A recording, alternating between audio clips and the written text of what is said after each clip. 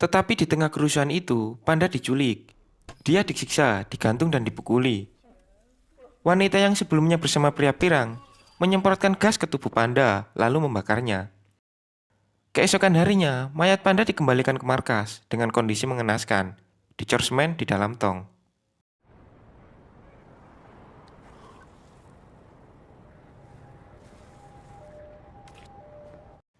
Saat di markas, kepala polisi memohon kepada Ren agar tidak membalas kematian Panda, supaya konflik antara kedua kelompok tidak semakin parah.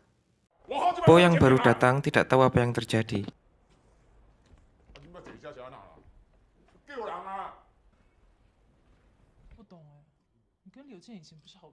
Saudara yang dulu tentang kesetiaan sekarang sudah hancur karena keuntungan.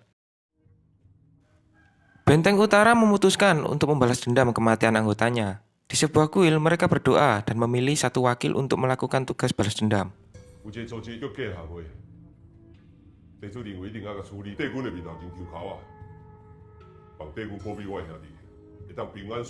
Lalu satu persatu dari mereka mengambil sebuah stick untuk menentukan siapa yang mewakili.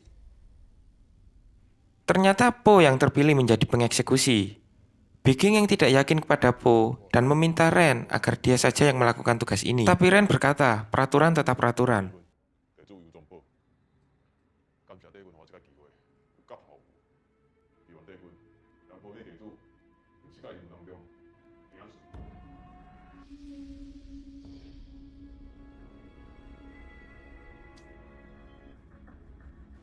Saat menjalankan aksinya, Po ditemani Pretty Pen. Pretty Pen mencoba menghubungi Big King untuk berjaga-jaga jika sesuatu buruk terjadi. Po melarangnya, dia yakin bisa melakukannya. Ini kesempatan Po untuk membuktikan jati diri kepada kelompoknya.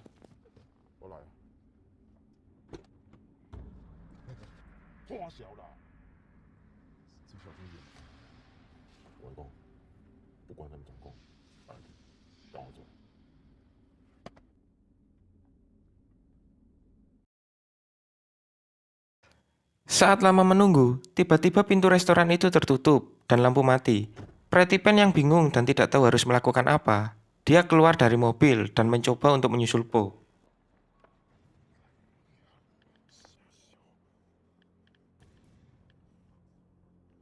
Dan tiba-tiba Jian muncul di seberang jalan dengan anak buahnya.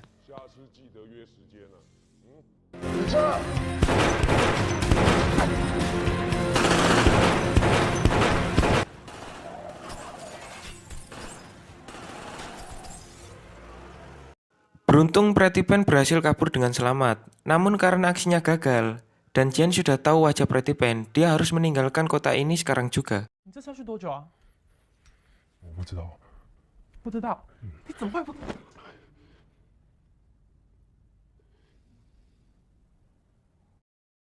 Keesokan paginya, Pretty Pen diantar Big King di dermaga kapal.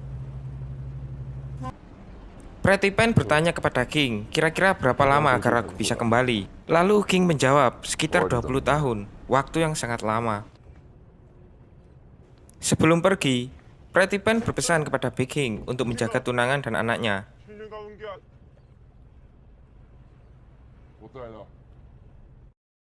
Saat kembali, ada sebuah telepon masuk kepada King. Ternyata itu dari Po. Dia bersembunyi di sebuah apartemen. Saat King datang, dia langsung marah kepada Po.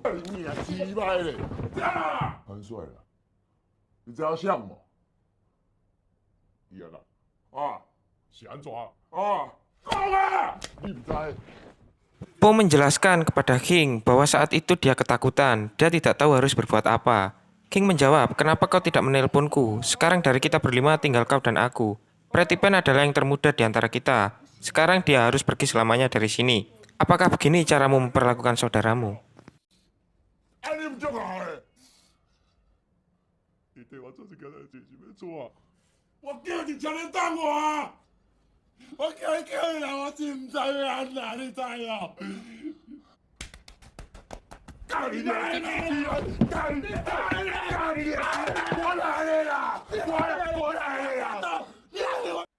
Sampai akhirnya, masalah ini terdengar oleh pria tua. Di markas, pria tua menanyakan, apakah kau sudah mengurus Pretty Pen? Ren menjawab, aku sudah menyuruh orang-orangku untuk mengurusnya.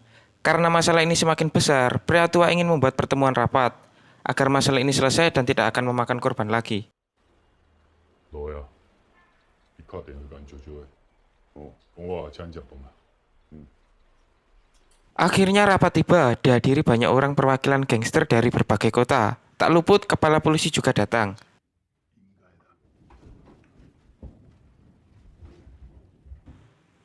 Pria tua meminta saran kepada semua anggota yang hadir tentang ini. Seketika Jian langsung berdiri dan berjalan ke tengah. Bukan saran yang ia berikan, melainkan sebuah perkataan yang tidak sopan kepada pria tua. Suasana di ruangan memanas dan hampir membuat kedua kelompok ini baku hantam.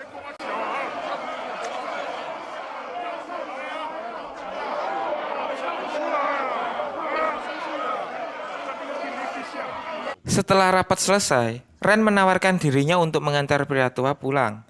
Tapi pria tua memilih Hing untuk mengantarkannya. Saat perjalanan pulang, di dalam mobil, pria tua memberitahu Hing awal mula Gatau terbentuk. Dulu Gatau adalah sekelompok pemuda yang penuh semangat dan rasa keadilan. Misi mereka melindungi masyarakat setempat.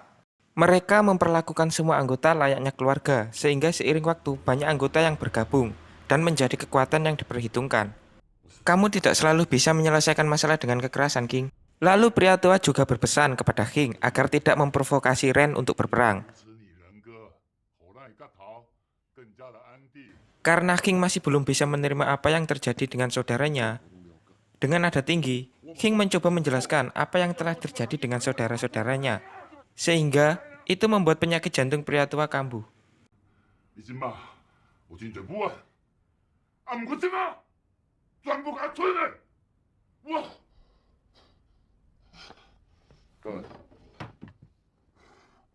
Pria tua menyuruh King mengambilkan obatnya di meja. Saat akan mengambil air, King melihat foto Ren dengan pria tua. Karena selama ini, keputusan dan rencana Ren yang selalu tidak mendapatkan izin dari pria tua, membuat King berpikir dua kali. Dia sengaja tidak memberikan obat kepada pria tua dan membiarkan penyakitnya kambuh.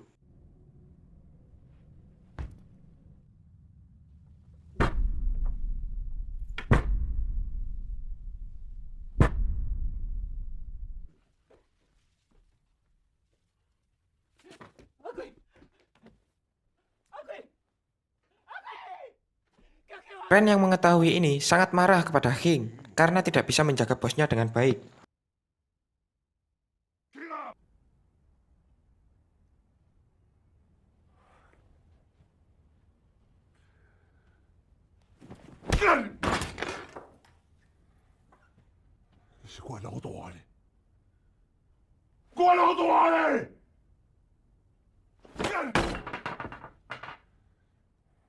Saat setelah selesai pemakaman, King menawarkan dirinya untuk mengantar Ren pulang.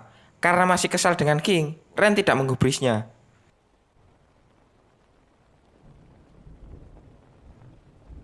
Setelah kejadian itu, King merenung di tepi pelabuhan sambil sebat rokok tanpa kopi. Kok kurang? Saat pulang, terdapat sepucuk surat yang berada di depan pintu rumah King. Surat itu dari Pretty Pen. Isi surat itu tentang keadaan Pretty Pen yang mencoba memulai kehidupan barunya.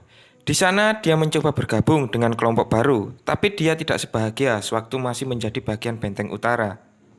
Dia merindukan suasana saat berkumpul dengan teman saudaranya. Karena selalu memikirkan semua hal itu, dia menjadi depresi. Pretty Pen memutuskan untuk mengakhiri hidupnya dengan melompat dari atas gedung.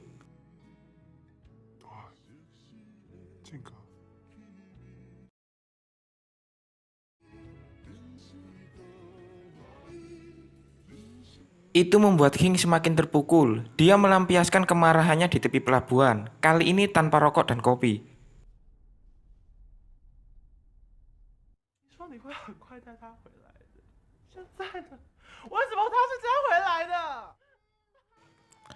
Saat di markas, kali ini Ren benar-benar membuat keputusannya sendiri. Dia menelpon Jian. Dia berkata, "Ini terakhir kali aku memanggilmu saudara. Mari kita bertemu, tapi hanya antara kau dan aku." Lalu Ren memanggil salah satu anak buahnya untuk menghubungi Big King.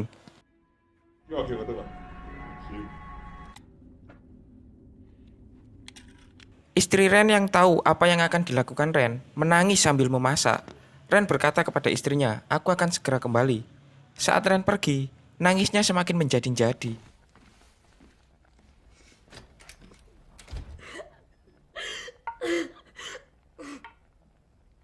Saat King tiba di markas, dia menanyakan apa yang sedang terjadi dan di mana bos. Tetapi tidak satupun dari mereka yang tahu.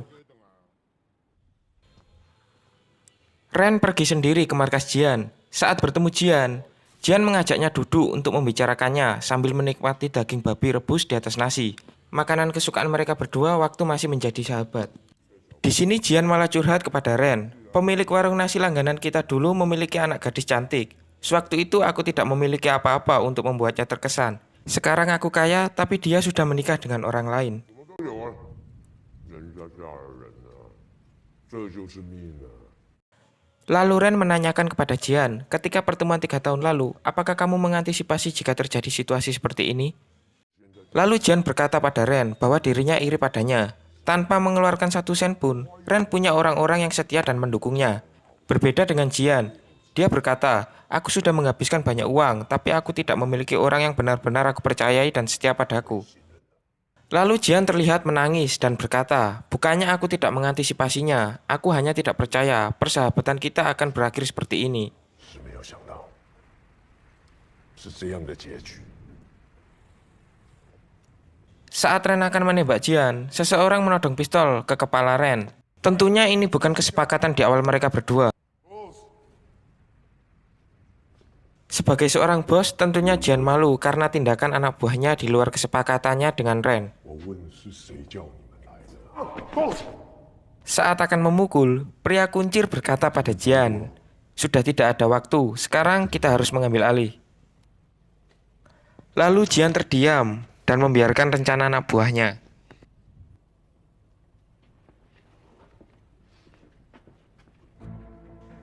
Tiba-tiba, Big C dan Po datang dari arah belakang dan menembak orang yang menodongkan pistol ke kepala Ren.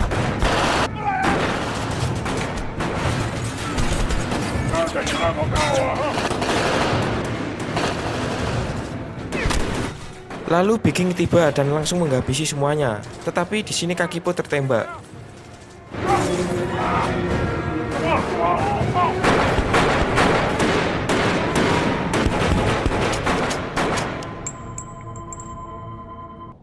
Sampai akhirnya polisi datang dan menangkap mereka semua.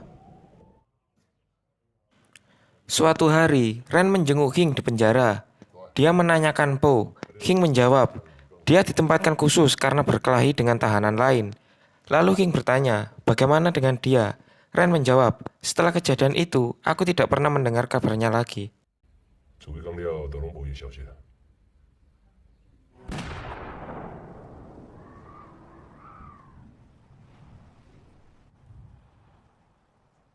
相信啊，结果。 Lalu film berakhir. Shin melihatkan bagaimana Jian dan Ren dulu bertemu dan menjadi sahabat.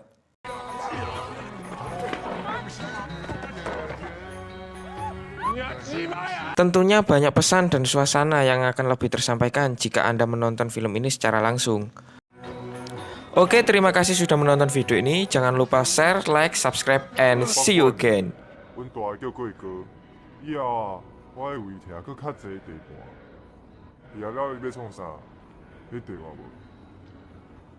我继续升学吧。我是阿丽，你叫啥名？我叫刘健。